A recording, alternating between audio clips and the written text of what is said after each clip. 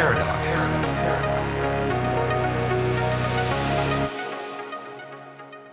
All right, guys, it's Jahlon with the Paradox Gaming Network, and today we are talking Ashes of Creation. It's 30 November 2020.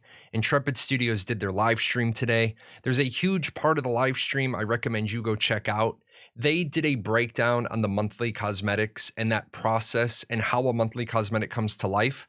I'm not going to talk about that. That is something you need to go check out their actual live stream for. What I want to focus on is the Alpha 1 update. We are on pace for our December 18th through 21st testing. Remember, guys, this is under NDA, which means there is a non-disclosure agreement. People that are testing, we cannot show footage from it. We cannot talk about it. So make everybody's life easy. Don't ask people questions unless you hear that Steven took down the verbal NDA part. I do want to let people know that Alpha 1 is going to contain 12 different zones. Steven told us that it is the top left-hand corner area of the world map. I'm guessing that it's the island. There are some other places that it could be.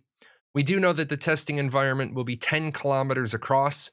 That is going to take about 30 minutes to cross. This math adds up with the other math they've told us previously. There will be 9 nodes in Alpha 1. These locations are going to change after Alpha 1, and also the amount of space per node is about half of what it will be in the real world. So when you're in Alpha 1, the area that you're playing in that only has 9 nodes in it, an area of that size would have about 18 to 20 nodes in it. For people that are worried about information control, this is not the definitive placement of the nodes for the launch of the game. The definitive placements of nodes will not take place until the first beta. They want to keep things as close hold as they can, but eventually they obviously have to let people test it as it's going to come out. I did want to let people know they talked about today stats. They are doing a stat revamp. It will not be seen next month in the testing. It will be seen sometime in February, maybe March, definitely. What they're doing with the stats is they're finalizing how they're going to work, how they're going to relate with each other. On the combat topic, they are doing a combat rework as well. They're trying to find the final answers to bring Ashes combat on par with what you would get from a AAA studio experience. We are probably not going to see that until the final Alpha 1 date. Now, I know what you're thinking. If combat isn't going to be part of these 3 spot tests, what are we really going to be working on? Well, guys, I want to remind you that this is a Western game alpha. It is the first big alpha test of the MMORPG. This isn't a polished game. It's not an Asian game that's in alpha because it's being localized. We're going to be doing stuff like testing the server architecture, the server stability, the server deployment.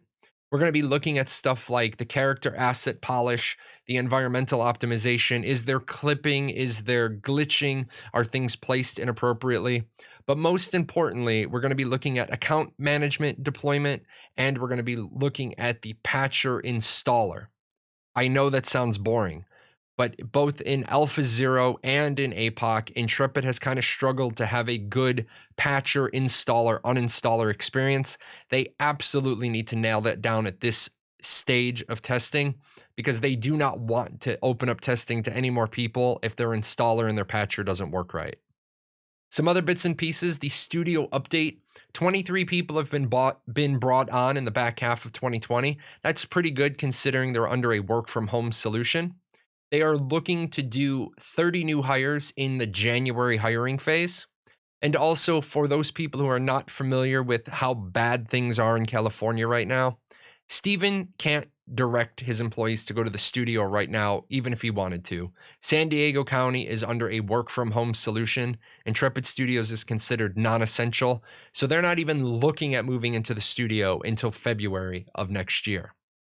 They did show off some in-game footage today. However, they were using both the cinematic camera in Unreal, and that's what some of the footage you've seen throughout this stream is. And then they also were using the editor footage where they were showing off the dynamic lighting. They have started working on the day-night cycle. So far, lighting has been kept static for development. They explain that this helps the artists make sure consistency in everything they do because they only have to worry about one light source. Now they're working on the lighting, the times of the day, the lighting at different angles. We did see some interesting character art today. Not only did we get the sneak peek for next month's cosmetics, but we saw an elder dragon, which is a little bit different of a design from the other dragons we've seen. We also saw the staff, and Steven talked about all the different moving parts that go into that staff. All right, guys, for this part, we're going to do the questions and answers. And I do apologize. I know some of you like the PowerPoint part of when I put the questions up. I'm not doing that today due to time constraints. One question that came up was on cosmetic skins. Why are the cosmetic skins only allowed on one character at a time? And I liked Steven's answer on this. There is exclusivity that you need to come up with when you want to sell products. Sometimes it's through bad means, like you only allow an item to be gotten through an RNG box. Other times you make it through exclusivity by limited use. Remember, Ashes of Creation has no box price, and they're not going with a pay-to-win mentality. So you are free to use your cosmetics on all of your characters, but only one at a time.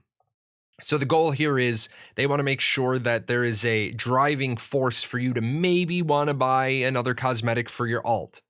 Also keep in mind, Intrepid isn't doing pay to win. They also don't want to do bad cosmetics that break immersion. So you're not going to see jeans and t-shirts. There's not going to be sunglasses or clubwear. They are going to be keeping all of that in the period specific, genre specific, immersion specific mentality. For those of you that are worried about cosmetics, remember the best cosmetics, the most rare, the most exclusive, will only come from in-game means. Somebody asked the question about costumes, and there was a little bit of confusion, but Steven grabbed it right away. Costumes do not have a level requirement. You heard Margaret say that they did. That was actually in reference to transmogging. Transmogging will have a level requirement, but your cash shop cosmetics can be used at level 1.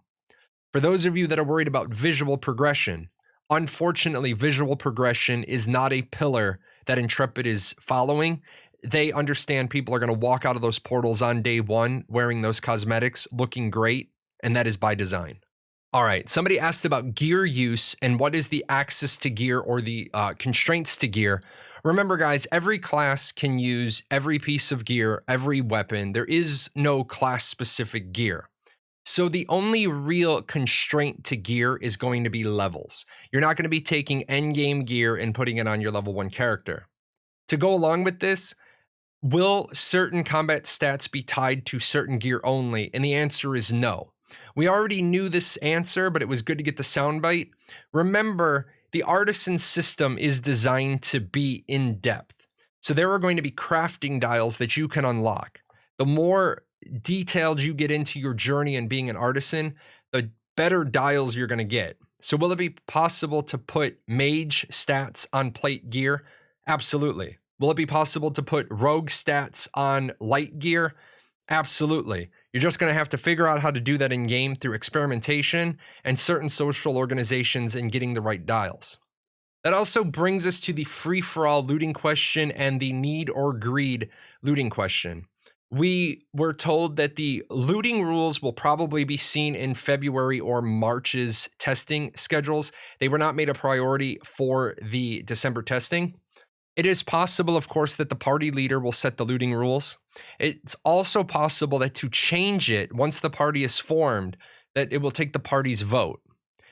One thing is the need before greed mechanic. I asked, since everyone can use every piece of gear, how is need or greed going to work? What answer we got was this is going to be policed by the groups. So in the aspect of need before greed in Ashes of Creation, if you need on it, you are saying, I am asking to take this item above everyone else. And if you greed on it, you're saying, if nobody else wants it, I'll take it.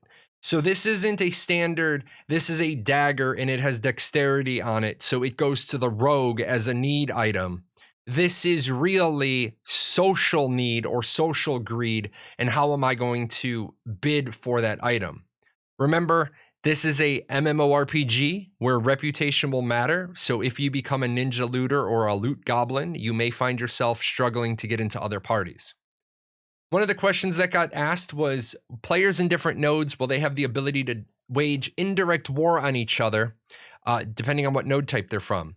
I thought this was a good question. I always knew the answer was going to be no, but it was good to get Steven's answer. No, there is no military node specific indirect war waging. Indirect war waging is through the other aspects of the game. That is where you do caravans or you do a node war, you do a guild war against that other, the guilds in that other node, or you declare certain key people of that other node enemy of the state so that they are free game when they are in your node's zone of influence. One of the other questions was on the flagging system. And guys, I really need your feedback on this one. I'm not quite sure I understand what the community's issue with this answer was. It was the flagging component, and can you live in a perpetual combatant state? And the answer we got today was the flagging component is you turn purple when you control F and you strike an enemy. You can't live in that state because you aren't flagged as a combatant until you hit somebody. Now, I don't have a problem with that. I like those rules. I like that rule set. But some people were saying that's not desirable. Help me out and help me gather information for Intrepid. What's the problem with not being able to become a combatant just by hitting Control F, just for flagging? I know in other games like Arcade, you Control F and you go purple. What is the concern there for flagging? And help me roll that up to Intrepid. I know people asked about MML music, and scope-wise, it's not on the roadmap. I know in 2017, you guys are gonna, if you do your homework, you're gonna find back in 2017 they said it was something they wanted to do. Keep in mind, guys, that the phrasing is it's something that we want to do, not something we're going to do. There's a lot of engineering time and design work that goes into that. That's probably one of those below the line things. It'll be a quality of a life thing that comes later. It's not really on the launch roadmap. Big one was somebody asked about raids and how groups over 40 are going to be prevented from trivializing content so that they can just get the gear.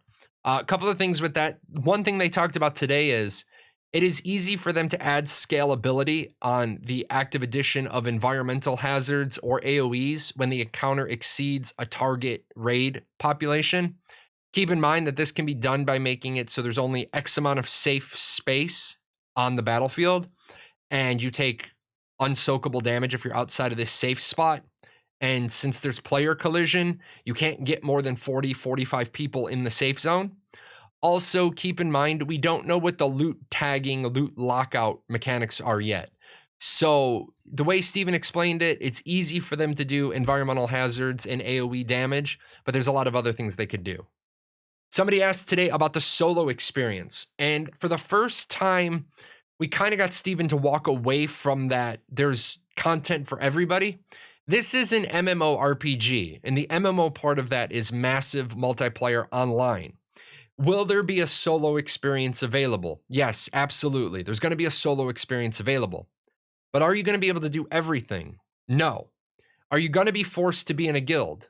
No, you're not going to be forced to do anything. However, Steven did talk about the micro communities idea. Your node is a micro community. Your guild is a micro community. Social organization, religion. There are going to be a number of micro communities that you're a member of, and which one is the most important to you is a personal decision. We all know that citizenship is the highest allegiance. So even though you are a member of a guild, you are a citizen of a node first, and that takes hierarchy over everything. Maybe your guild isn't as important to you as your social organization or your crafting guild or your town or your religion. Maybe you make that decision. Maybe you don't like being a member of a guild specifically, but you really like hanging out with people from the Thieves Guild or the Scholars Academy. Those are your decisions to make. But at the end of the day, it is a MMORPG, and they do acknowledge that there's a solo experience to be had, but it is not the driving factor behind the game design. Somebody asked about combat pets having combat gear. Would that include summoners? Summoners technically don't have combat pets. Of course, they get their one combat pet that every archetype can have. Summoners have summons. So that means no, the summons don't have combat gear. The summons are based on the gear of the caster, which is the player. The player has gear. That gear affects the strength of the summons, not specialized gear for the summons. And then somebody asked, can party members deposit items directly into my mule? The answer to that is no, probably not. You would have to trade the item to me, and then I would have to put it in my mule. I was kind of hoping people could direct deposit into mules.